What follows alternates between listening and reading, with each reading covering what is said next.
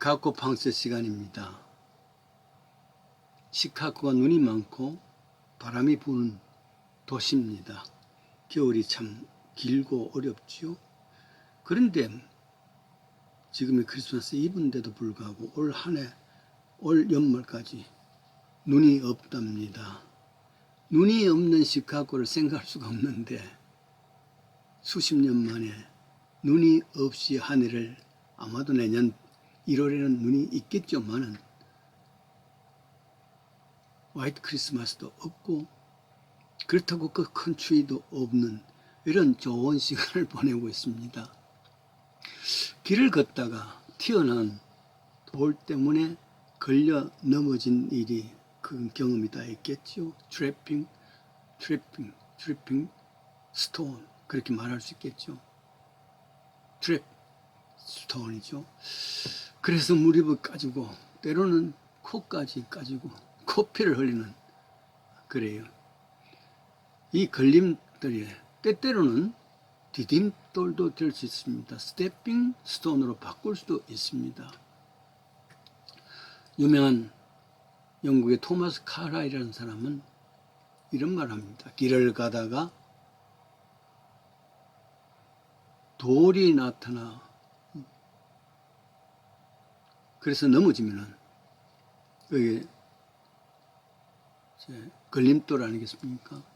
걸림돌이 나타나면은 약자는 이게 걸림돌이라 하지만은 강자는 그것이 디딤돌이라 할 수 있다. 이렇게 말하기도 합니다. 그 인생사에 끊임없이 나를 힘들게 하는 것이 도리어 디딤돌이 되어서 딛고 일어날 수 있는 돌도 될 수 있다는 말이죠. 카라일은 실제로 그랬습니다. 19세기 영국의 정치인가인 그는 프랑스 혁명사라는 위대한 책을 하나 썼습니다. 모든 집중적으로 집념을 가지고 그걸 썼죠. 탈구하고 그것을 당시에 잔 스튜어트 밀 유명한 철학자지요. 그렇게 보여주었습니다.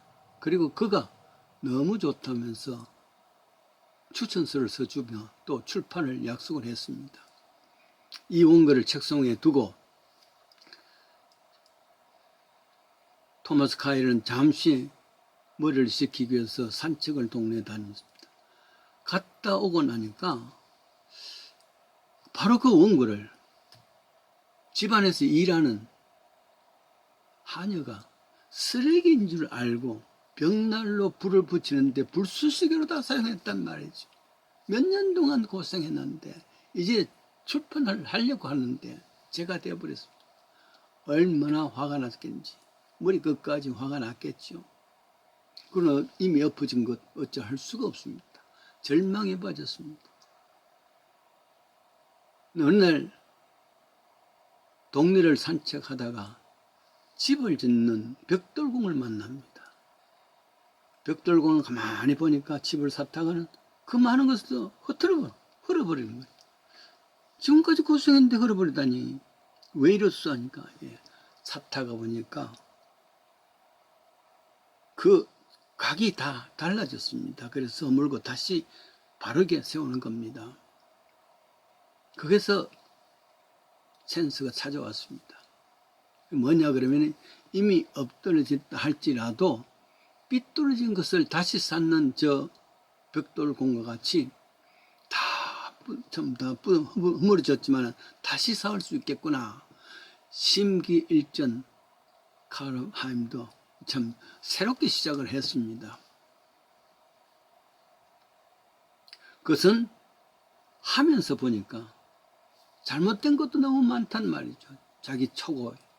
그래서 그 곤치고 해서 파이널리 마지막으로 저 유명한 프랑스 혁명사가 출판되어진 것이죠.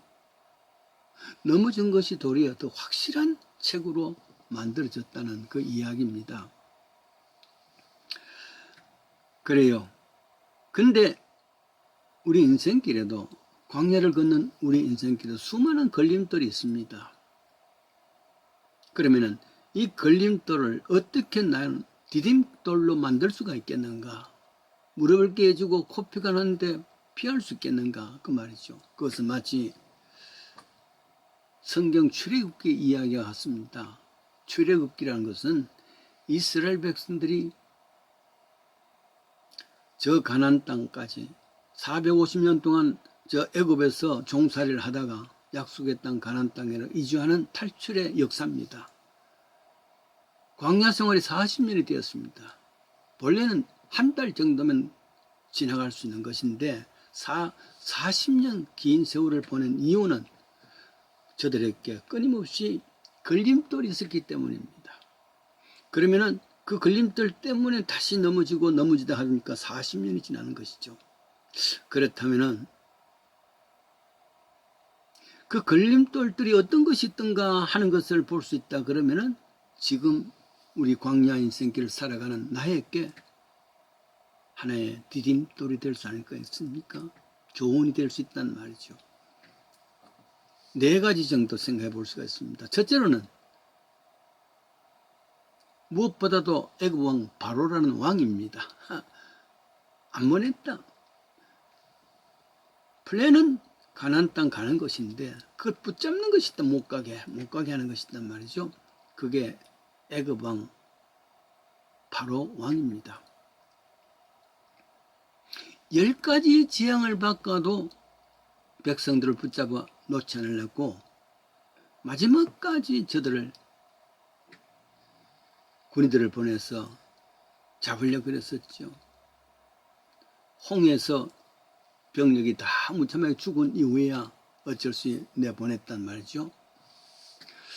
이 땅의 순례객들은 부모, 형제, 식구들 혹은 주위의 사람들이 바로왕 역할을 합니다. 걸림돌이 될 수 있단 말이죠.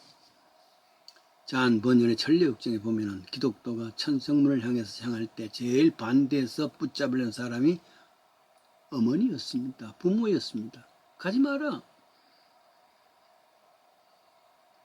그러나 붙잡는 그 모든 과정을 통해서 이스라엘 백성들은 많은 기적의 역사를, 하나님의 역사를 체험합니다. 그것이 저들에게는 디딤대로 됐단 말이에요. 그래서 고린도전서 10장 16절의 말씀대로 그런 일은 우리의 거울이 되어서 우리는 저와 같이 되지 말자. 현재 광야길을 걷고 있는 우리들은 저들의 모든 과정들을 보면서 우리는 그렇게 하지 말자. 도리어 디딤돌이 될 수 있단 말이죠. 두 번째입니다. 거대한 홍해였습니다. 지나갈 수가 없습니다. 비록 허락을 했다 할지라도 저들이 광야를 그걸 갈 불가능입니다. 모여서 의논을 했겠지요. 배를 만들자. 큰 배를 만들어서 그 배를 태우자. 건너가자. 모두가 어린아이부터 어린애까지 수영을 배우자. 그래서 지나가자. 그럴 게 없습니다. 불가능입니다. 결국 하나님이 해결해 주셨단 말이죠. 출애굽기 14장 13절에 너희는 두려움 말고 가만히 있어서 여호와께서 오늘날 너를 위해 하시는 구원을 보리라. 마침내 마른 땅까지 갈라지고 건너갔지 않습니까? 그 역사를 통해서 저들은 끊임없이 그게 디딤돌이 됐단 말이에요. 사실은 그게 걸림돌이었는데 말이죠. 할 수 없는 것입니다. 이 땅에 살면서 할 수 없는 것입니다. 하나님께 맡겨야 될 일들이 많단 말이죠. 홍해는 결국 트랩 스톤이 아니라 스텝 스톤이 되어졌습니다. 세 번째로 출애굽기 17장에 보면 아말렉이란 거대한 군인들이 나타납니다. 아말렉 족속이죠. 저들에게 큰 걸림돌이 됩니다. 치명적인 걸림돌입니다. 왜냐하면 아말렉은 잘 훈련된 군사들이지 않습니까?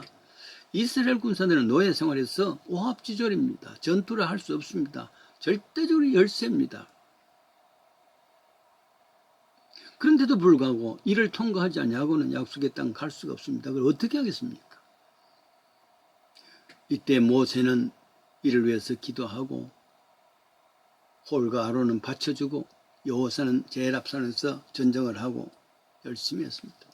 아말렉은 에서의 후손입니다. 성경은 끊임없이 영과 육의 비교를 합니다. 가령 가인이 육신의 길이라면 아벨은 영의 길입니다. 야곱이 영의 길이라면 에서는 육의 세계입니다. 다윗이 영의 세계라면 사울은 육의 세계입니다.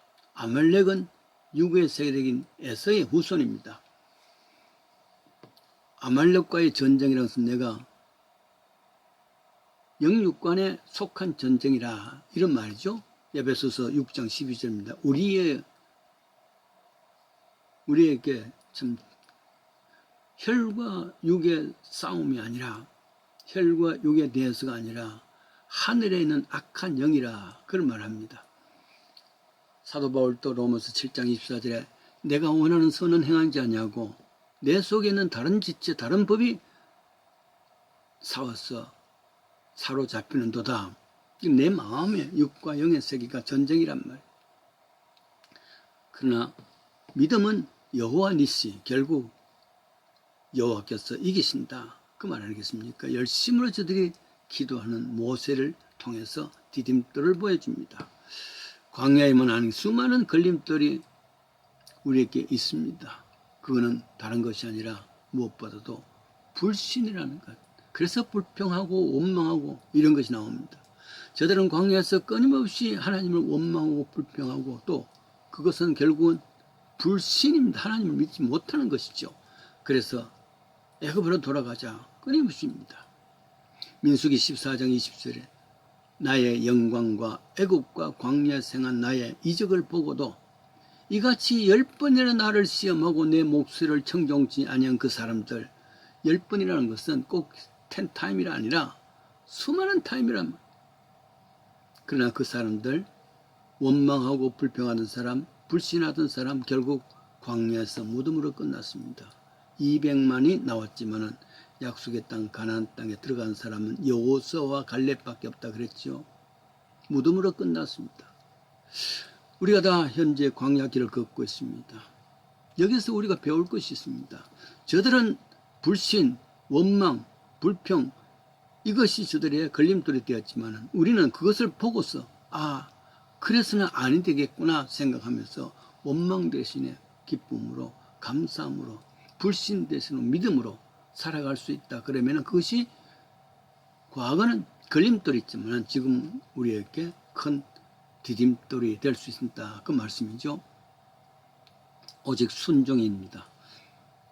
민수기 9장 17절에 구름이 성막에서 떠 오를 때 이스라엘 백성들은 진행하였고 구름이 머무는 곳에 이스라엘 백성들은 거기서 지체했고 여호와의 명을 쫓아서 진행하였고 여호와의 명을 쫓아서 또 진을 쳤다. 순종이란 광야길을 살면서 많은 걸림돌이 있습니다. 이 걸림돌은 여호와의 말씀에 순종하는 것을 통해서 디딤돌이 될 수 있다는 걸 아시면서 여호와 니시 마침내 승리하는 광야길 인생이 되기를 바랍니다.